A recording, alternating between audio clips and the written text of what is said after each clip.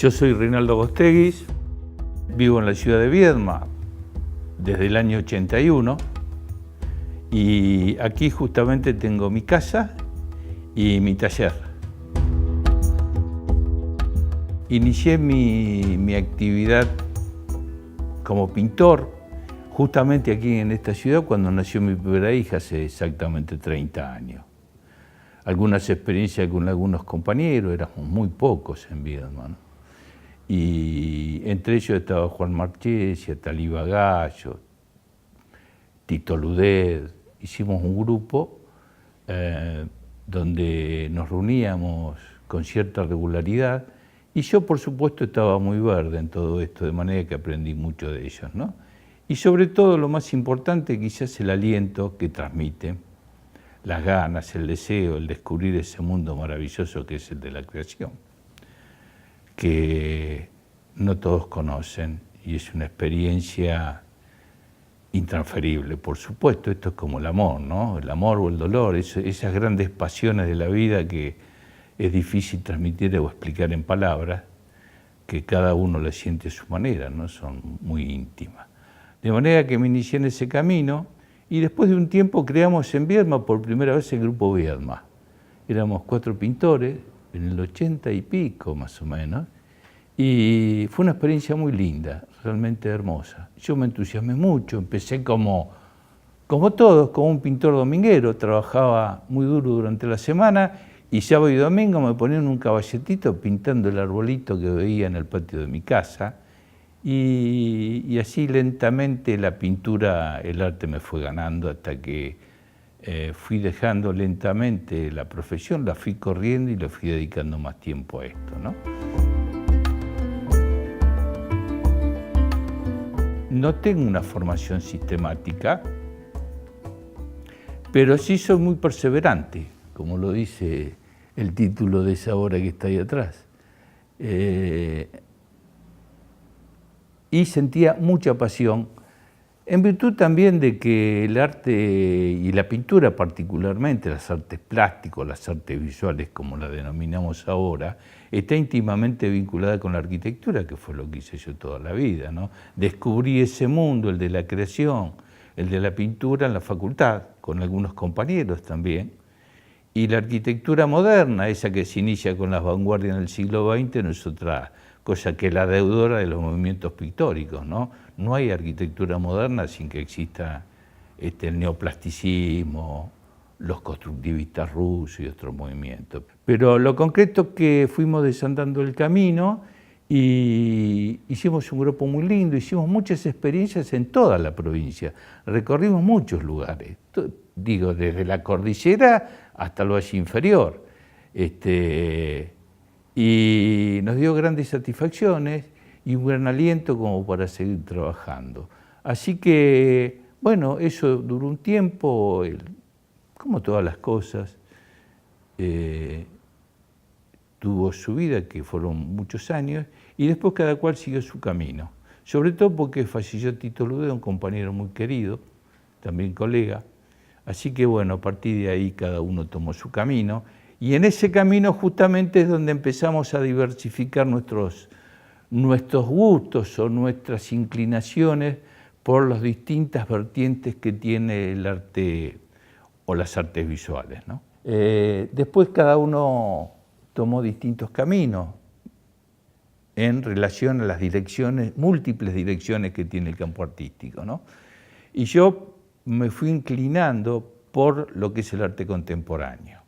Y fundamentalmente me impactó la presencia de las culturas primigenias en la Patagonia y la elaboración de su mundo simbólico.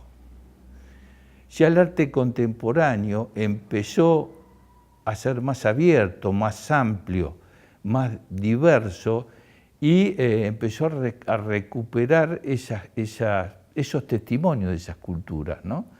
Y prácticamente yo me enrolé en ese camino y desarrollé durante más de 10 años toda una obra vinculada justamente a ese mundo primigenio de las culturas autóctonas patagónicas, en particular y Latinoamérica en general a partir de sucesivos viajes que hice por toda Latinoamérica, ¿no?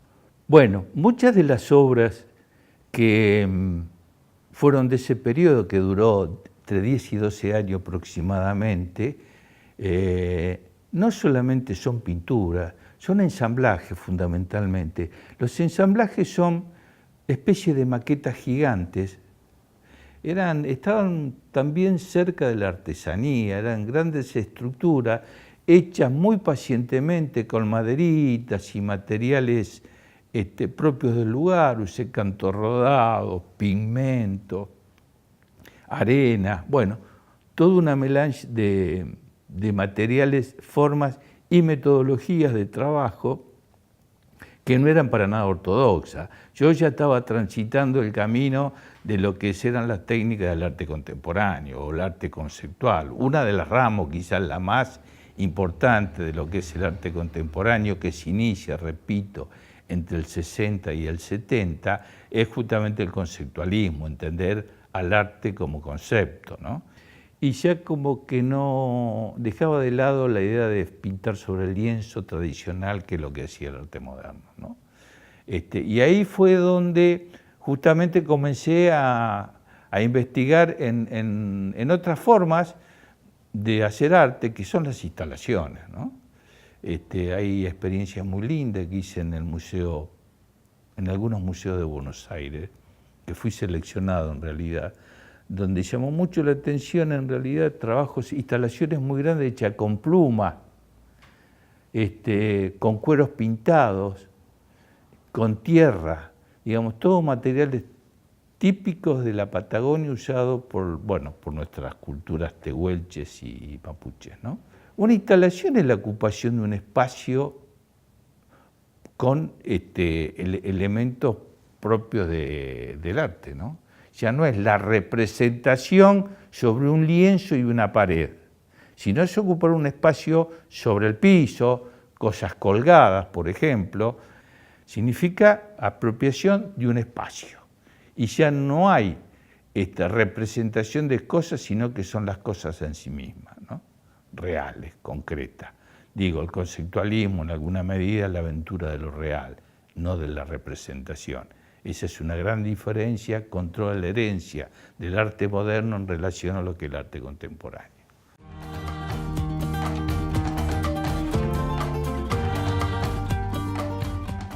«30 años de trayectoria», daría por una charla de varias horas, pero en términos muy generales diría que al no tener una formación sistemática, reitero lo que dije hace un momento, fui aprendiendo de mis compañeros acá en Viedma, acá me inicié en este lugar. Este lugar es propicio para desarrollar ese tipo de actividades porque justamente disponemos de tiempo, es muy valioso el tiempo. Entonces yo aquí lo aproveché el tiempo ese sobrante o me lo construía un tiempo como para dedicárselo a la pintura, hasta que en esa lucha la pintura me fue ganando y entré también en otro aspecto que tiene que ver con el arte, que es la teoría, toda la fundamentación teórica, ¿no? Porque no se pinta con un pincel, también se pinta con la teoría, se pinta con el pensamiento. La mano no es otra cosa que la prolongación de lo que tenemos adentro del cuerpo y de la cabeza, ¿no? Y a partir de ahí, los pintores, traducimos, volcamos en nuestro trabajo todo lo que sentimos, toda nuestra historia. Las obras reflejan nada, ni más ni menos que lo que somos y lo que fuimos, es decir, nuestra forma de pensar y concebir el mundo, la vida. Por eso hay obras de algunos artistas que son muy politizadas, obras que tienen una gran carga semántica y otras que en realidad se inclinan por otro tipo de temáticas, ¿no? Son todas respetables, por cierto, pero todo artista trabaja porque tiene algo que decir. Si yo no tuviera nada que decir, no pintaría ni escribiría.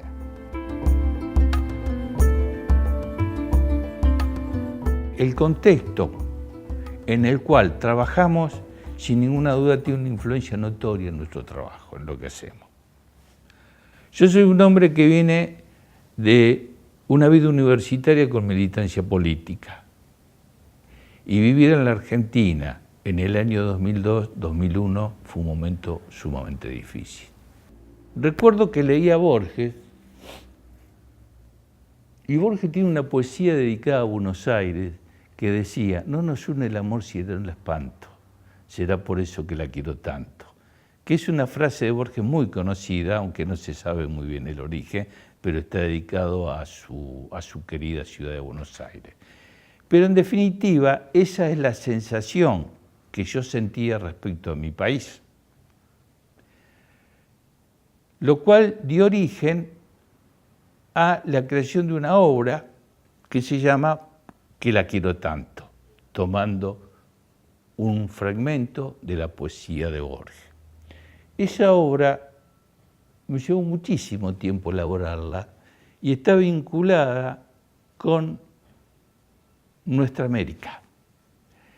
Y es una instalación que tiene 10 metros de largo aproximadamente, que no está construida por el artista, sino por la gente que participa en la inauguración. Es una construcción colectiva, como debe ser una construcción colectiva la historia de nuestra América. Y se trata de un mapa de América Latina y el Caribe, pero colocado de forma inversa, de tal manera que lo que se trata de apuntar es a afirmar de que nuestro norte es el sur. Y es un rompecabezas, es un puzzle, como es un rompecabezas en nuestra América también. Y esos pedazos de ese mapa, de ese territorio, se colocan en el medio de una gran sala y después hay bolsitas con especias. Y esas especias se van colocando, el público arma el mapa con ese rompecabezas, va armando el mapa y después se distribuye las especias en forma de franjas horizontales en todo el largo de ese dibujo, de ese mapa. Y está vinculado al descubrimiento de América, ¿no? Descubrimiento entre comillas. Cuando, buscando la ruta de las especies, lo que ya conocemos, equivocadamente llegaron a nuestro territorio, de manera que las especies en alguna medida está vinculada con la aparición de este territorio para los europeos que es nuestra América. Pero al mismo tiempo, estas especies tienen un olor muy fuerte, a tal grado que la sala quedó inundada de un olor muy profundo, todo el museo, que llamó mucho la atención, y no es otra cosa que el olor que tienen nuestras ferias populares a lo largo y a lo ancho de América Latina. Así que bueno, es una obra muy nuestra, muy latinoamericana y está hecha con ese espíritu.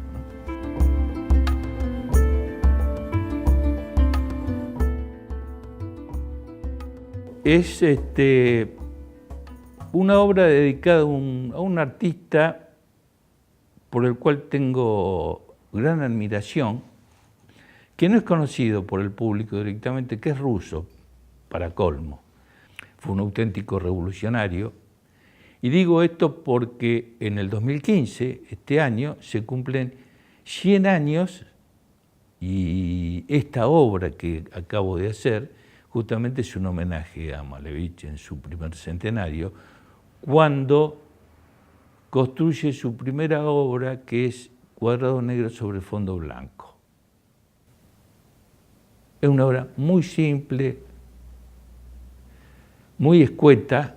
Es la primera obra abstracta, geometría abstracta, que nadie la comprendió y después con el tiempo tuvo suma trascendencia.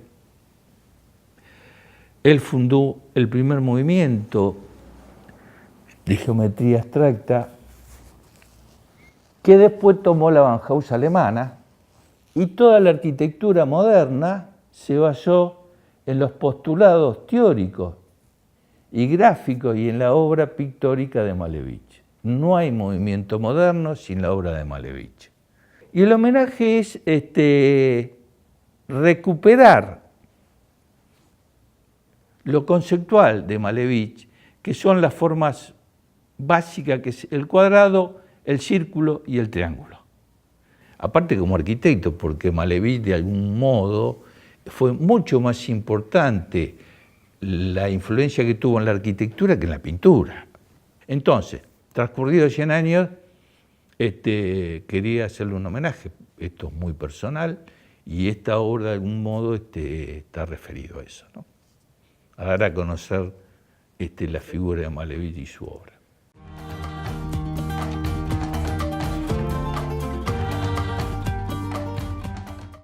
Y el arte es un devenir, es como dijera Heráclito, ¿no? Digo, todo es un devenir, todo es un hacerse y deshacerse, todo es una desconstrucción y una construcción. De acuerdo a los momentos históricos, las condiciones sociopolíticas, los contextos, el arte se va modificando. Si el arte no se modifica como se modifica el hombre y la vida, se cosifica y muere. Por eso es un proceso ininterrumpido de transformaciones, el arte. Y así debe ser. De manera que cuando yo pueda dar una definición del arte, es una definición que vale para este momento, para mañana no lo sé porque mañana cambia, felizmente. El arte tiene como función, fundamentalmente, y esto es muy personal, el arte contemporáneo, ¿no? Y fundamentalmente el conceptualismo, generar reflexión y pensamiento crítico en la gente, ¿no? Cuando vemos una obra, le preguntamos, ¿por qué hizo esto? Generar pensamiento crítico es invitar al público a que reflexione acerca de lo que uno le presenta. ¿Qué es esto? ¿Para qué sirve esto? ¿Qué quiere decir? ¿Cuál es la interpretación? Es el sentido. No es el concepto del arte moderno, donde pasaba fundamentalmente, donde el público recurría exclusivamente a la contemplación pasiva. Miraba un paisaje, interpretaba lo que el artista le decía que tenía que interpretar. Hoy el arte contemporáneo es abierto, es libre. Puede haber múltiples interpretaciones. Cada obra tiene que ser un disparador para generarte a vos un incentivo para que descubras, pienses de qué se trata esto, ¿no? ¿De qué se trata la palabra violencia si la descomponemos utilizando el concepto derriniano y termina siendo violencia? Y bueno, esto está ligado a toda una historia que tiene que ver con nuestra historia. La violencia no solamente es aquello que se produce en las calles porque roban un teléfono celular. La violencia es generada también por las grandes instituciones. Por eso, quiero decir a modo de ejemplo, que la intención, por lo menos de mi obra, que es lo que estoy haciendo en los últimos tiempos, es generar reflexiones, generar pensamiento crítico. Esa es la mala intención, entre comillas, que perseguimos los artistas, ¿no?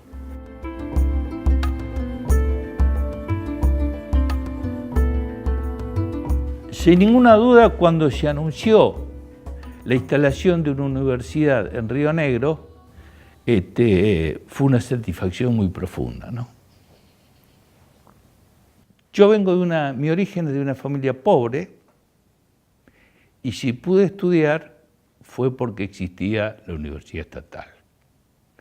Mi mujer también estudió en una universidad pública en La Plata, y de no ser por la existencia de su universidad pública, seguramente estaría con una pala en una zanja. Lo digo así en esos términos para que no quede duda. De manera tal que cuando se anunció la creación de la Universidad de Río Negro, realmente fue una gran alegría, una gran emoción, porque eso trae aparejado progreso, inclusión social, y rescatar eso que llamamos movilidad social, que es muy importante, ¿no? Es vital. De manera tal que yo digo, ¿qué puedo hacer en estos momentos? Y fue ahí donde se me ocurrió donar gran parte de mi obra que está marcada fundamentalmente por un carácter de identidad patagónica, ¿no? Porque refleja de alguna manera las culturas primigenias, de manera que gran parte de esa obra la doné a la universidad cuando se inauguró y al rectorado, y también a la Universidad del Comahue. De manera que el arte no necesariamente tiene que estar en los museos o en las galerías, puede estar en todos lados y debería estar fundamentalmente en las universidades, porque es un lenguaje de comunicación donde los estudiantes pasan permanentemente y se preguntan ¿qué es esto? ¿Cuál es el sentido? ¿No? Y lo toman y empiezan a familiarizarse con las obras de arte que no tiene por qué estar en un museo Inmaculada. Es parte de su vida cotidiana. Ese es el sentido que tiene el arte, felizmente. De manera que yo personalmente creo que son los espacios más propicios para justamente hacer arte.